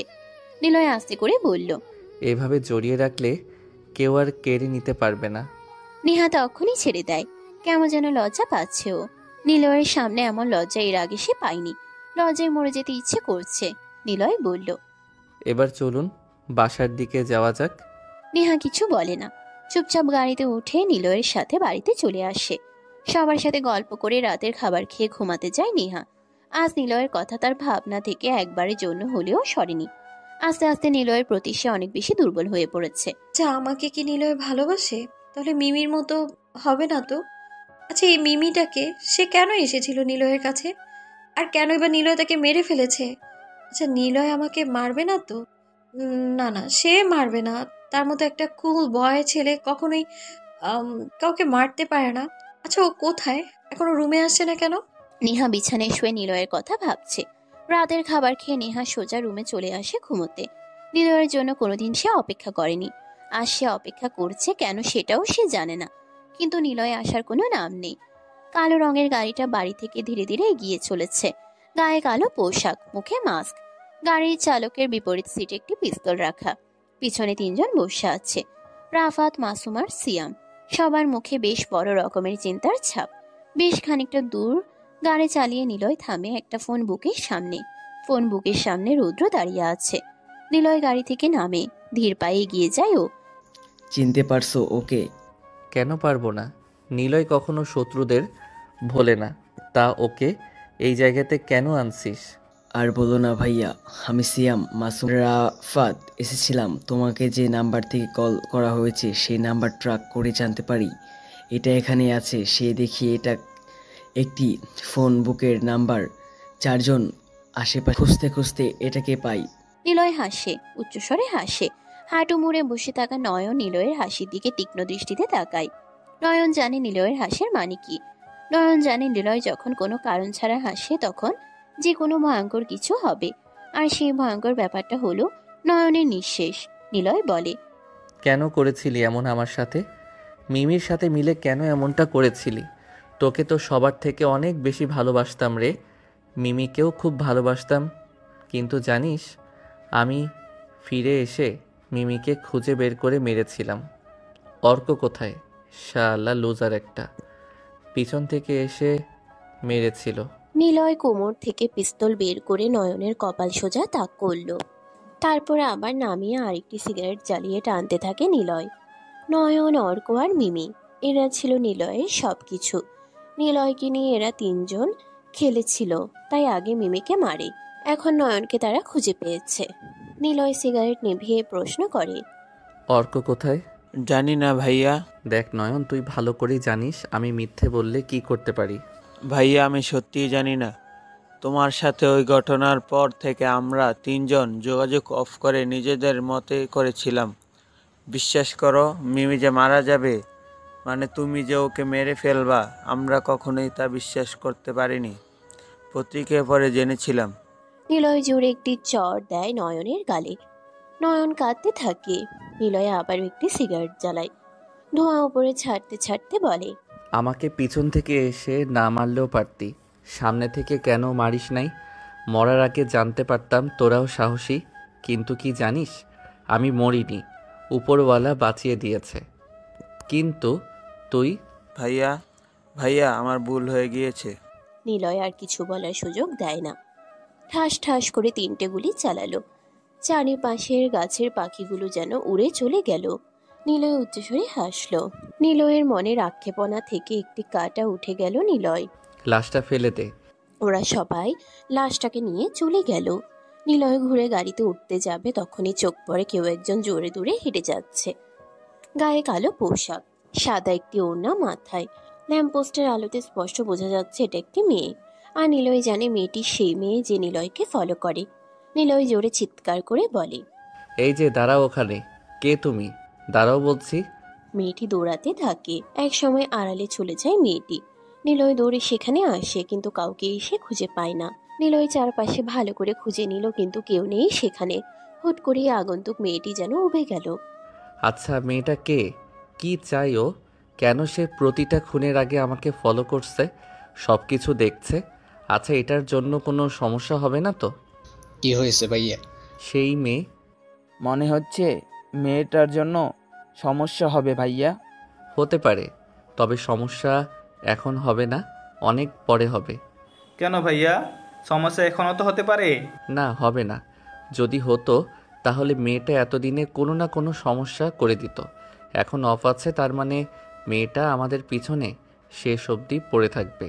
কেবল জানতে হবে সে কি চায়। ঠিক বলছো। রাত 2টা বাজে। নিলয় দরজা ঠেলে ভিতরে প্রবেশ করলো। বিছানায় চোখ পড়তেই দেখে নেহা বিছানার উপর পায়ের উপর মাথা দিয়ে দরজার দিকে চেয়ে আছে। নিলয় ধীর পায়ে হেঁটে যায়। নেহা নিলয়কে দেখেই সোজা হয়ে বসে। নিলয় বলে, কি হয়েছে নেহা, এখনো ঘুমাওনি? না। কেন, শরীর খারাপ করছে?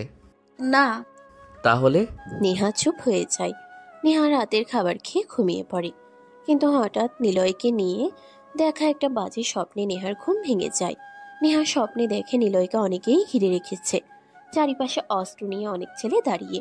সাথে খেয়াল করে চারপাশের উঁচু বিল্ডিংয়ে দাঁড়িয়ে আছে স্নাইপারের বন্দুক। হঠাৎ একটা গুলি চলল, আর সেই গুলিটা এসে লাগে নিলয়ের ঠিক বুকের বাঁ পাশে। নিলয় ছিটকে পড়ে পিছনে। নিলয় চোখ বন্ধ করার আগে জোরে নেহা বলে ডাক দেয়। তখনই নেহার ঘুম ভেঙে যায়। ঘড়ির দিকে তাকিয়ে দেখে 2টা বাজতে এখনো 10 মিনিট বাকি। তারপর নেহা চোখ খুলে তাকিয়ে দেখে নিলয় বিছানায় নেই। বুকটা আরো কেমন যেন ছ্যাদ করে ওঠে। তার কিছু সময় পর নিলয় ঘরে প্রবেশ করে। এই নেহা, কথা বলো না কেন? আচ্ছা আপনাকে যদি একটা রিকোয়েস্ট করি, রাখবেন? কি রিকোয়েস্ট? নেহা বসা থেকে উঠে দাঁড়ালো। হাঁটতে হাঁটতে ব্যালকনির কাছে গেল। নিলয় ওর পিছন পিছন গেল। নেহার উপর নিলয় হাত রাখলো। নিলয় বলল, কি রিকোয়েস্ট বলো আমাকে। আপনি এসব ছেড়ে দেবেন? কোন সব? মাস্তানি, প্লিজ এসব মাস্তানি ছেড়ে দিন। এসব কিছু একদমই খারাপ। আপনি এইসব থেকে নিজেকে বের করে নিন। নিলয় কিছু বলে না। নেহার হাতের উপর থেকে নিলয় হাত সরিয়ে নিল। নেহা নিলয়ের দিকে তাকালো। নিলয় বাইরে তাকিয়ে আছে। জোরে একটি দীর্ঘশ্বাস ফেলে নিলয় বলল, এই লাইনে একবার যে প্রবেশ করে সে বের হতে পারে না। কেন পারে না? পারে মৃত্যু দিয়ে। আপনার কিছুই হবে না, আমি আছি তো আপনার সাথে। হি হি হি হি। নিলয় হাসলো। নেহা নিলয়ের হাসির দিকে তাকিয়ে আছে। কেন নিলয় হাসলো নেহা তা জানে না। কেবল চুপ করে নিলয়ের হাসির কারণ খোঁজার চেষ্টা করলো নেহা। নিলয়ের বিদঘুটে হাসির কারণ নেহা একদমই বুঝতে পারল না। নেহা বলে, হাসছেন কেন? আমি কি হাসি কিছু বললাম? বলেছ। মানে? তোমার মতো সেম কথা মিমি আমাকে বলেছিল এখন থেকে 3 বছর আগে, কিন্তু সে আজ নেই। থাকতো যদি আপনি তাকে মেরে না ফেলতেন। আসলেই আপনি একজন মাস্তান, খুনি একটা আপনি। হি হি হি। আবার হাসছেন। নিলয় আবারও চুপ হয়ে যায়। নেহা নিলয়ের দিকে তাকায়। নিলয়ের চোখে পানির স্পষ্টতা নেহা বেশ ভালোভাবেই লক্ষ্য করেছে। তবে কি নিলয়কে আমি কষ্ট দিয়ে ফেললাম? আচ্ছা, সরি বলবো? নেহা মনে মনে কথাগুলো বলে ফেলল। নেহা নিলয়কে সরি বলতে যাবে, তখনই নিলয় বলে ওঠে, আমি খুনি, আমি মাস্তান। জানো কেন মাস্তান? তাহলে শোনো। নিলয় আবারও থেমে যায়। দরজার কাছে কয়েকজন লোকের পায়ের শব্দ শুনতে পায় ওরা। নিলয় ঘুরে তাকিয়ে দেখে রাফাত, মাসুম, সিয়াম আর রুদ্র দাঁড়িয়ে। ওরা এই সময় এখানে কেন নিলয় তা জানতে চাওয়ার আগেই রুদ্র বলে, ভাইয়া আজ পিছু নিয়েছিল আমাদের, তার খোঁজে আমরা গিয়েছিলাম। সেখানে আসলে তুমি চলে আসার পরই আমরা দুইজন যাই আর এইখানে একটি জিনিস পাই। তাই ভাবলাম সরাসরি তোমার সাথে দেখা আসি আর এটা দিয়ে আসি। রুদ্র পকেট থেকে একটা নূপুর বের করে। নিলয় এগিয়ে যেয়ে এটা হাতে নেয়। নতুন একটি নূপুর। নিলয় এবার পুরোপুরি শিওর হয় এটা একটি মেয়ে। কিন্তু কে সে, কি চাই? নিলয় মনে মনে বলে। সেই সময় মাসুম বলে, ভাইয়া ভাবিকে কি যেন বলেছিল। কেন কেন তুমি মাস্তান বলো না, আমরাও শুনি। নিলয় দেয়াল ঘড়ির দিকে তাকায়। সময়টা থেমে নেই, 2:30 বেজে গিয়েছে। নিলয় বলে, তোরা এখন যা, অনেক বাজে। ভাইয়া বলো না প্লিজ, আমরাও শুনি। অন্যদিন প্লিজ ভাইয়া। ওকে শোন। নিলয় সবার দিকে একবার তাকায়, তারপর বলতে শুরু করে। ছোট্ট একটি ছেলে ছিলাম, বাবা ছিল রিক্সা চালক। ছোটবেলায় জানতে পারি আমার নানা, নানু আর দাদা দাদিরা আম্মু ও আব্বুকে মেনে নেয়নি, কারণ ওনারাও প্রেম করেছিল, একে অপরকে ভালোবাসতো। বাবা ছিল আমার মায়ের পরিবার থেকে খুব গরিব, তাই নানা আর নানিরা মেনে নেয়নি, আর দাদা দাদিরা মেনে নেয়নি। কে বা কারা আমার মাকে নিয়ে বাবাদের পরিবারে উল্টাপাল্টা বোঝায়। তাই বাবা আর মা পালিয়ে চলে আসে বড় চাচার কাছে। বড় চাচা সবার থেকে আলাদা থাকতো, সেখানেই থাকতাম আমরা। একদিন অ্যাক্সিডেন্টে মারা যায়। আমি আর আমার মা বড় চাচার সংসারে থাকতে শুরু করি। একদিন রাতে একটু চেঁচামেচিতে আমার ঘুম ভাঙে, শুনতে পাই, ওই মাগি তুই দিবি কিনা বল, থাকস তো আমার সংসারে। আমি টাকা না দিলে খাইতে পারবি না, আমি কিছু না দিলে পরনে কিছু পাবি না। স্বামী নাই তোর, আর আমার বউ মরে গেছে। প্রতিদিন রাত্রিরে আমার সাথে শুলে তোর কি ক্ষতি হবে শালি? রাগ বেডি তোর অন্যায়, নিজের ইচ্ছে দিলে ভালো, নাহলে তোর লোকে এখন জোর করিতে হইব। শালি রাগ দেখো। আমি দৌড়ে আসি ঘরের মধ্যে, চাচাকে আটকাতে চেষ্টা করি, কিন্তু আমাকে তিনি খুব মারে আর বলে, শোন শালি, তুই যদি প্রতি রাতে আমার লগে শুইবি, নাহলে তোর এই ছেলেকে মেয়েরা ফেলবো। আমি মায়ের দিকে তাকাই। মা আমার দিকে চোখ ভরা পানি নিয়ে চেয়ে থাকে। তারপর চাচা আমারে লাথি দেয় এই পেটে। আমি অজ্ঞান হয়ে পড়ে যাই বাহিরে। যখন জ্ঞান ফেরে তখন বাইরের উঠানে নিজেকে পড়ে থাকতে দেখি। ভোরের আলো চারদিকে তখন ছড়িয়ে পড়েছে। চাচা মায়ের ঘর থেকে বের হয়। চাচা আমাকে উঠতে দেখে বলে, ওই শোন বেশ্যার ছেলে, এইটা যদি কাউরে কইছিস তাহলে তোর মাকে মেরে ফেলবো। যা কুত্তার বাচ্চা। আমি দৌড়ে মায়ের ঘরে যাই। মাকে বিছানায় অর্ধনগ্ন অবস্থায় পড়ে থাকতে দেখি। মায়ের চোখে পানি টলমল করে, তবুও মা আমাকে বুঝতে দেয় না মায়ের কষ্ট। আমাকে স্কুলে পাঠায়। আমি পড়াশোনা করি, এভাবেই কাটে সময়। আমি 5 থেকে 6-এ উঠি। রাতে পড়ছি স্কুলের পড়া। বাংলা আমার মাতৃভাষা, বাংলাদেশ আমার প্রাণের দেশ। দেশকে ভালোবাসতে হবে। চাচা আসে, বইগুলো আমার হাত থেকে কেড়ে নেয়, ছুঁড়ে ফেলে বাইরে। আমার গালে কষে চড় দেয়। আমি পড়ি মায়ের কোলে। চাচা বলে, শোন বেডি, পোলারও আর পড়ান লাগবো না। আমার ছেলে রাকিব শহরে কাজ করে টাকা পাঠাবো, আর তোরা বৈশা বৈশা খাইবি, তা হইব না। তোর ছেলেকে কো একটা কাজ খুঁজে নেইতে, খাওয়াতে আর পারবো না। চুপ মাগি, আমার উপরে কথা বলিস? তোরে যা কইছো ওইটা কর, নাহলে দুটারে খুন করে ফেলমু। মায়ের দিকে তাকিয়ে থাকি আমি। মা আমাকে বোঝায় শহরে আসার জন্য। এই শহর, যে শহরটাকে আমি চিনতাম না কখনোই। অচেনা শহরে আসি আমি খুব কষ্ট করে। এসে দেখি রাকিব ভাই শহরের একজন বড় চাঁদাবাজ। ছোটোখাটো দোকানে চাঁদাবাজি করেই তার দিন চলে। আমাকে দিয়েও চাঁদাবাজি করাতে শুরু করে। একদিন টাকা কম আনতে পারি, আর সেই দিন রাকিব ভাই আমাকে প্রচণ্ড মারে, বুকে লাথি দিয়ে গালি দেয় আমার মাকে নিয়ে। আমি কাঁদতে থাকি। সেদিনই একটা মজার ঘটনা ঘটে। আমার বয়সের একটি ছেলে সিফাত এসে রাকিবকে গুলি করে মেরে দেয় আমার চোখের সামনেই। সেদিন খুব খুশি হয়েছিলাম আমি। সিফাতকে নিয়ে গ্রামে আসি মাকে দেখতে, আর এসে শুনি আমার মা হাসপাতালে। দৌড়ে যাই সেখানে, মায়ের ক্যান্সার হয়। টাকার অভাবে মা মারা যায় আমার সামনে। আমার মুখের দিকে তাকিয়ে মা চোখ বন্ধ না করেই মারা যায়। সরেয় সরিয়া ক খ এ বি আলিফ বা অক্ষর চিনিয়ে দেওয়া মায়ের কোমল হাত তখনও ধরে থাকি আমি। চাচার মুখটা আমার চোখের সামনে ভাসে। রোজ রাতে তাকে ব্যবহার করে ফেলে রেখে যেত কুত্তার বাচ্চা চাচা। সিফাতের থেকে পিস্তল হাতে চাচার বাড়িতে যাই। উনি মদের নেশাতে মত্ত। আমাকে দেখেই বলে, আরে নিলয়, তুই কখন এলি বাবা? আমার মা কেন মরে গেল? ও তোর মা, দেখ কোন পুরুষের লগে খারাপ কাজ করতে যে মরছে। তোর মা তো ভালো না বাবা, আয় আমার কাছে আয়। কুত্তার বাচ্চা, তোকে আমি বলেই পিস্তলের লাস্ট 3টে গুলি চাচার বুকে ঢুকিয়ে দেই। চাচা সেখানেই মারা যায়। তারপর চলে আসি আবার শহরে। সিফাত আর আমি বড় হতে থাকি। মাস্তানি করে পেট চালাতাম। আস্তে আস্তে আশরাফ সাহেবের সাথে পরিচয় হয়। উনি তখন ছোট মাপের নেতা। ছোটোখাটো চোরাচালান করত তিনি তখন। আমাদের দ্বারা আস্তে আস্তে বড় করে রাজনীতি করে। ওনার মাধ্যমেই আমি আর সিফাত আবার পড়াশোনা করি আর মাস্তানি করি। কিন্তু আশরাফ ছাড়াও আমার আর সিফাতের একসাথে একটি গ্যাং তৈরি হয়, যা আশরাফ কখনোই জানে না। সেই গ্যাংয়ের কাজ হলো প্রমাণ না রেখে খুন করা। নিলয় চুপ হয়ে যায়। সবার দিকে তাকায় একবার। সবাই নিলয়ের দিকে তাকিয়ে থাকে। মাসুম, সিয়ামার, রাফাত আর রুদ্রের মনে প্রশ্ন জাগে। সিফাত তাহলে কোথায়? আর নেহার মনে প্রশ্ন জাগে, মিমি আবার কোথায়? নিলয় ধপ করে বসে পড়ে বিছানায়। তারপর আবার বলে, ঢাকা ভার্সিটিতে তখন ড্রাগস ব্যবসা চলতো খুব। আশরাফ সাহেব তখন এই ড্রাগস বন্ধের জন্য কাজ করত, তবে তিনি তা বন্ধ করতে পারত না। তাই আমাকে পাঠায় সেখানে ড্রাগস বন্ধের সব কিছু করতে। আর তখনই মিমির সাথে আমার পরিচয় হয়। মিমিকে আমি ভালোবেসে ফেলি। অবশ্য তাকে আমি জড়াতে চাইনি আমার জীবনে, কিন্তু সে নিজেই আমাকে ভালোবাসে। এক সময় আমরা বিয়ে করি। আশরাফ সাহেব এই বিয়েতে মত না দিলেও পরে মেনে নিয়েছিল। এভাবে কিছুদিন চলে যায়।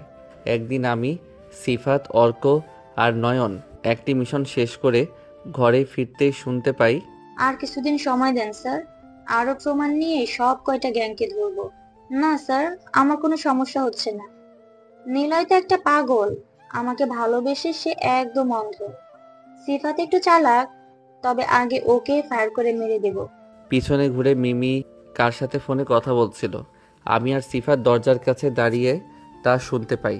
মাথাটা রাগে কেমন যেন ঝিম দিয়ে ওঠে। মিমি ঘুরে তাকিয়ে দেখে আমরা দাঁড়িয়ে আছি। কেমন যেন একটা অচেনা রক্ত গরম অনুভূতি সারা শরীরে বয়ে যেতে লাগলো। আমাদের দেখে সে বলে, আরে তোমরা কখন এলে? এইমাত্র ভাবি। ও, তা কোথায় গিয়েছিলে? আমাদের থেকে তুমি বেশি জানো আমরা কোথায় গিয়েছিলাম। কি বলছো এগুলো? আমি জানবো মানে? আমি যে মিমিকে কষে একটা চড় দিলাম, সাথে সাথেই আমারই লোক আমার দিকে পিস্তল তাক করে ধরে।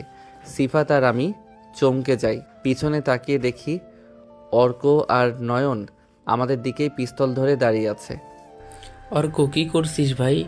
পিস্তল নামা। সোজা চুপচাপ দাঁড়িয়ে থাকো, না হলে একটা গুলিও বাইরে যাবে না। অর্ক, ভালো হচ্ছে না কিন্তু।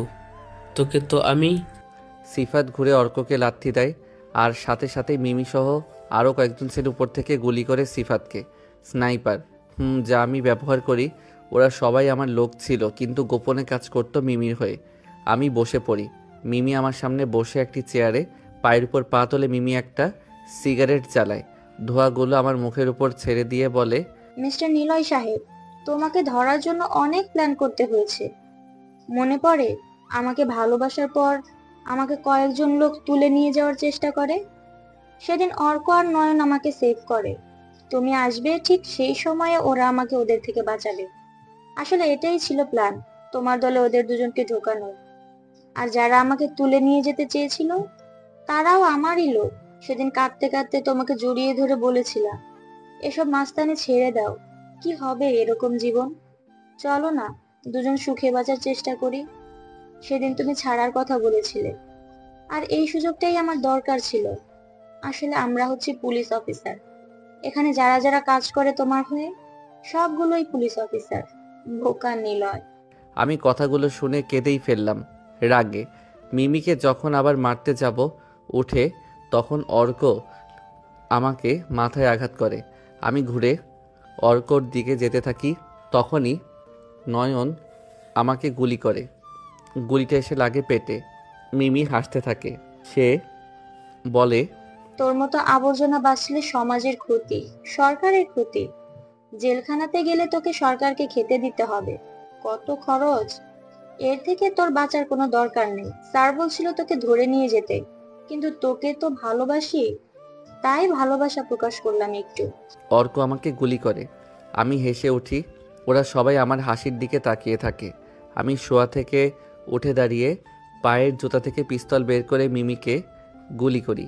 মিমির গুলি লাগে সোজা হাতে। তারপর মিমি, অর্ক আর নয়ন আমাকে গুলি করে আমি পড়ে যাই। আর কিছু মনে ছিল না আমার।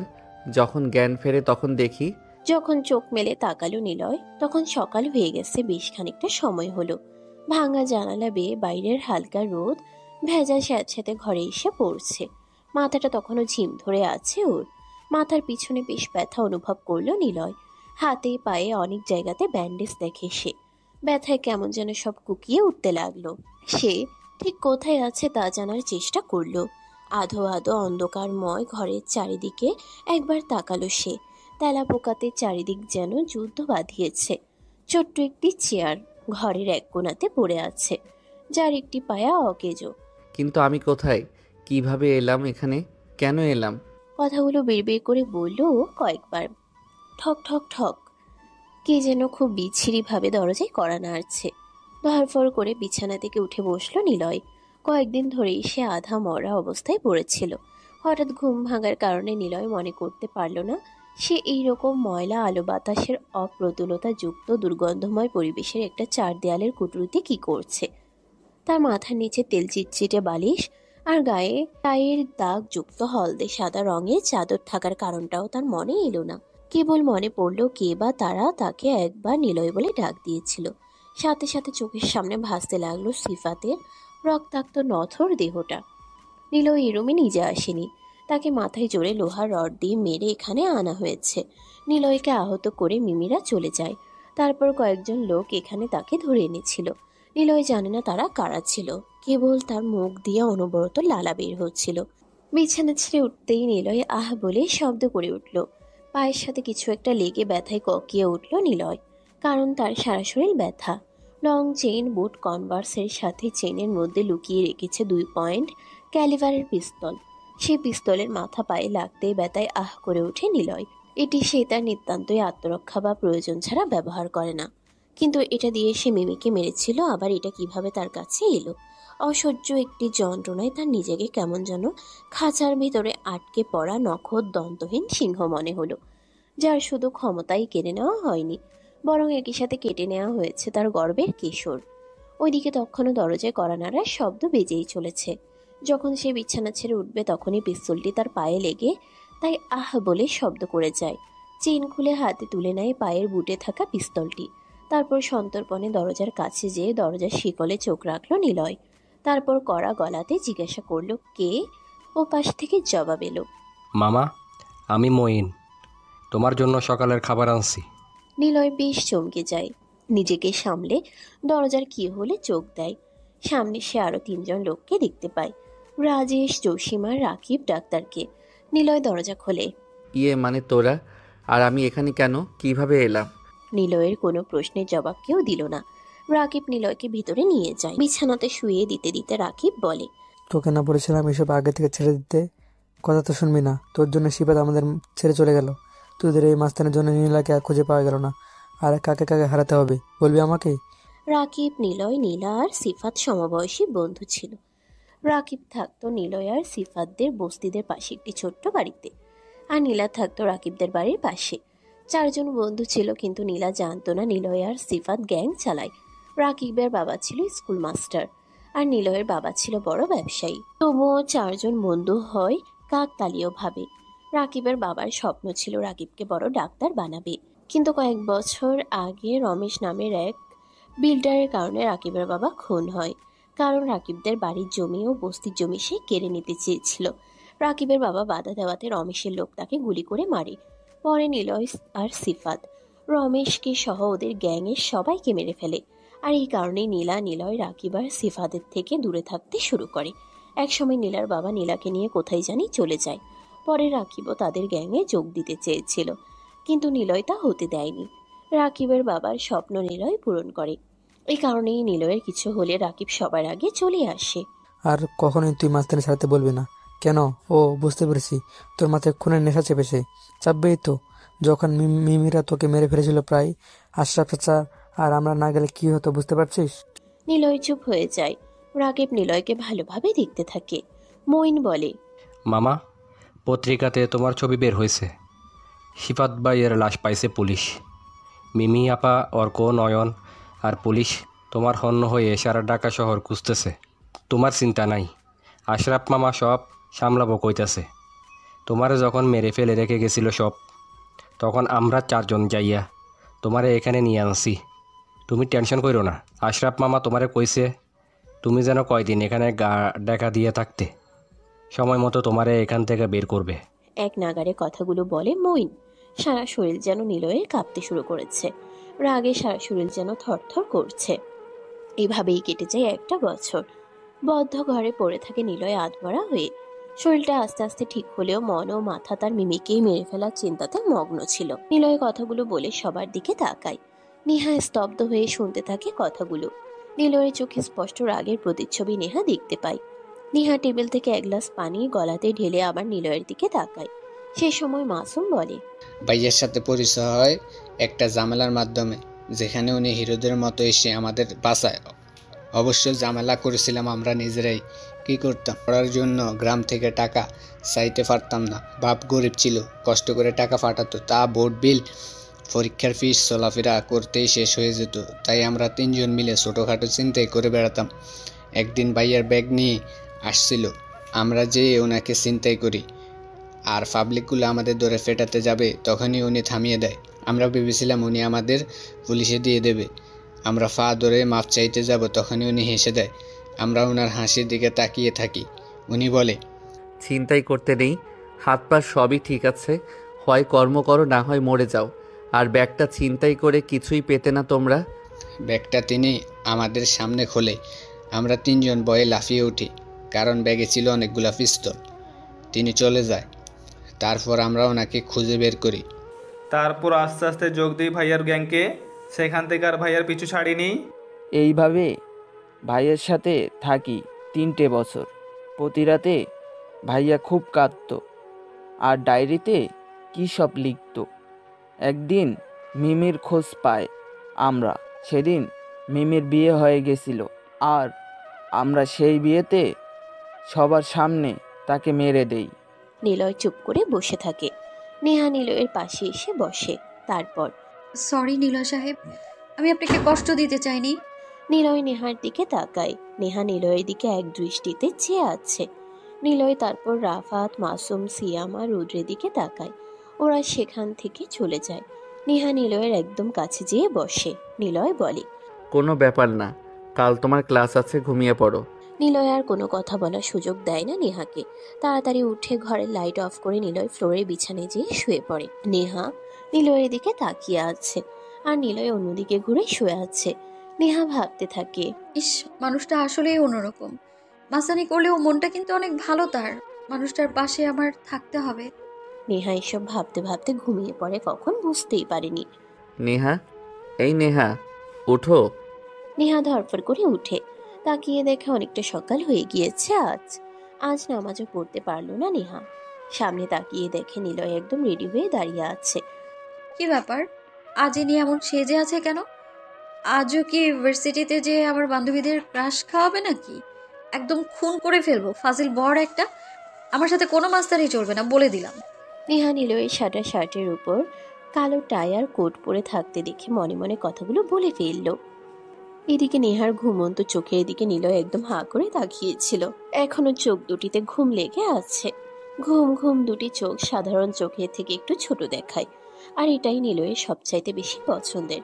নিলয় খানিকক্ষণ নেহার দিকে তাকিয়ে থেকে বলে, কি মিসেস, এখনো ঘুমাবেন নাকি রেডি হয়ে ভার্সিটিতে যাবেন? আজ আপনার জন্য আরো একগুচ্ছ সারপ্রাইজ আছে। কি সারপ্রাইজ? আরে পাগলি, সেটা বললে কি আর মজা থাকে?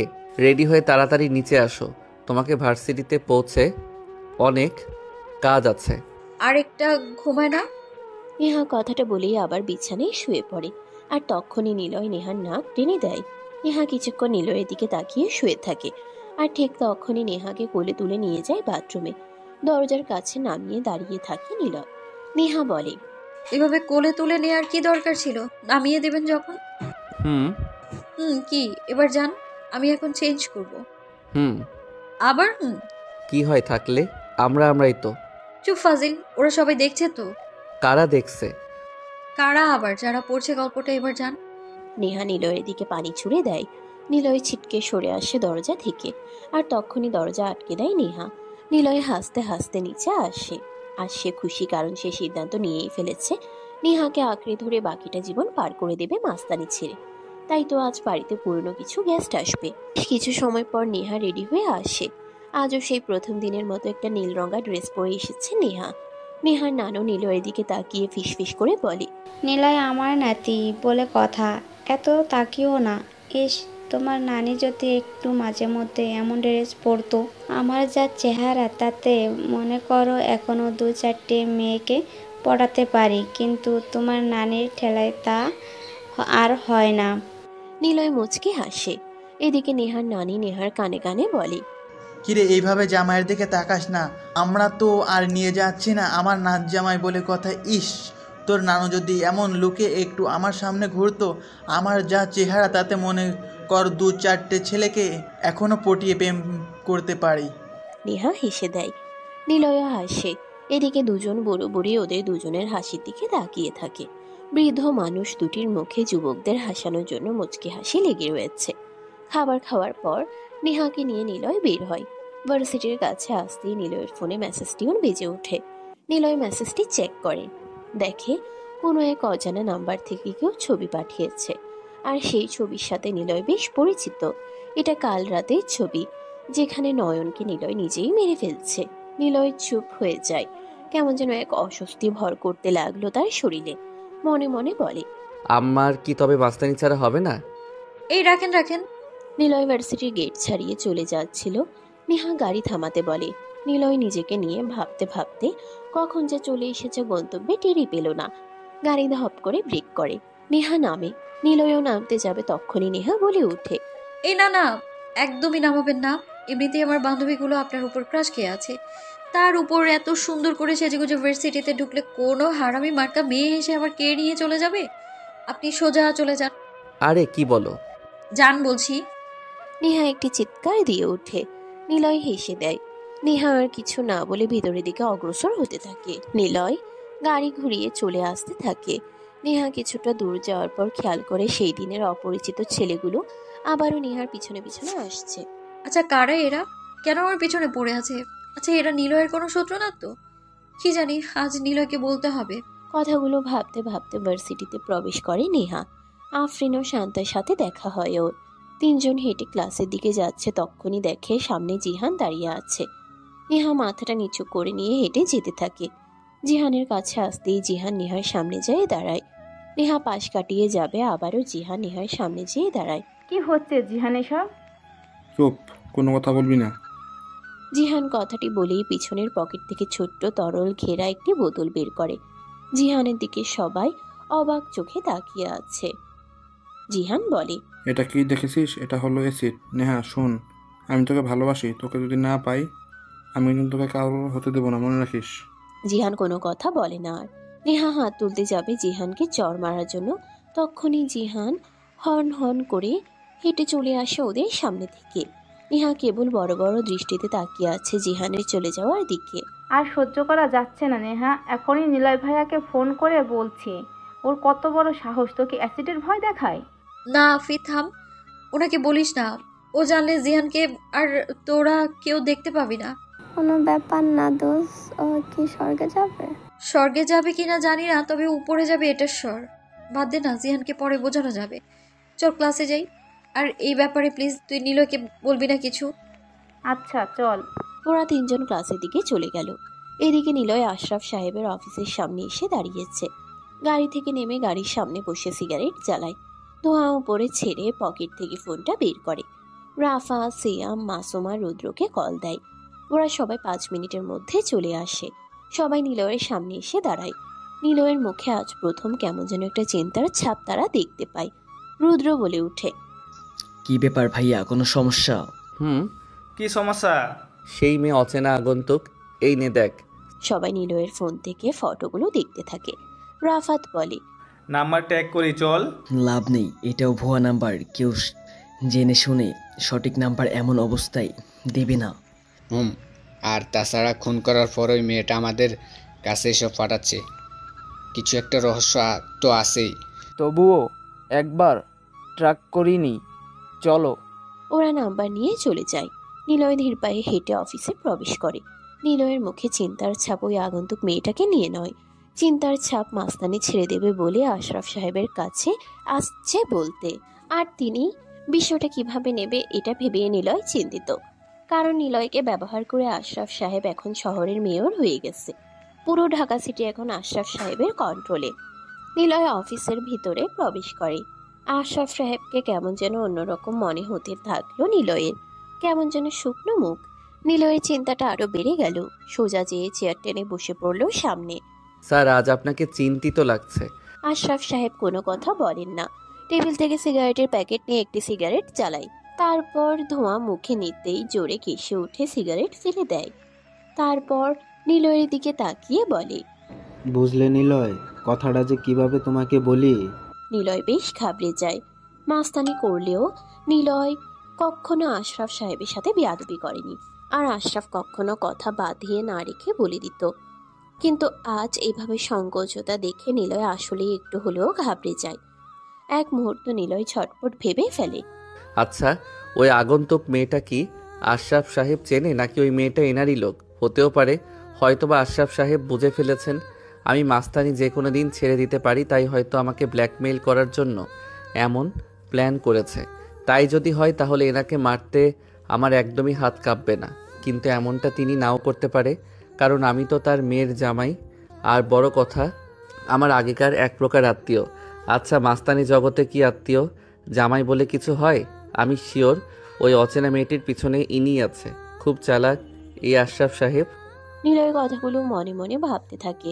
আশরাফ সাহেব নিলয়ের দিকে তাকায়। নিলয়ের এমন উদাসীন ভারাক্রান্ত মুখ আগে কোনোদিন আশরাফ সাহেব দেখেনি।